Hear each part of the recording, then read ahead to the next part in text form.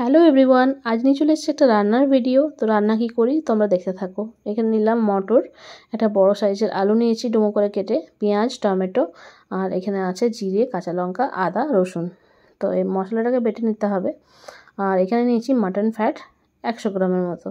তো চলো, এখানে মটরটাকে সেদ্ধ করে নিয়েছি আর মশলাটাকেও বেটে নিয়েছি। এবার মেন রান্নায় আসা যাক। কড়াই তেল দিয়ে দিলাম। তেলটা গরম হওয়ার পর শুকনো লঙ্কা, জিরে আর তেজপাতা ফোড়ন দিয়ে পেঁয়াজটাকে ভেজে নিচ্ছি। পেঁয়াজটা ভেজে নেওয়ার পর আলুগুলো দিয়ে দিলাম। আলুগুলো একটু ভেজে তারপর বাটা মশলা দিলাম আর রেগুলার মশলা দেব। নুন, হলুদ, কাশ্মীরি লঙ্কার গুঁড়ো আর মিট মশলা দিয়ে ভালো করে কষিয়ে একটু হালকা জল দিয়ে ঢেকে দেবো।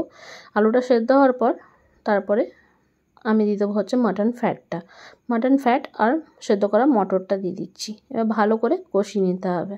ভালো করে বেশ 5-7 মিনিট কষানোর পর টমেটোটা দিয়ে দিলাম। টমেটোটা দিয়ে আবারও একটু নেড়ে চেড়ে এটাকে আমি ঢেকে দেবো, যাতে টমেটোর ময়েশ্চারটা আর ফ্যাটের ময়েশ্চারটা বেরিয়ে আসে। দেখো, আমি একটু জল দিইনি, ময়েশ্চারটা বেশ বেরিয়ে গেছে আর ভালো করে কষানো হয়ে গেছে।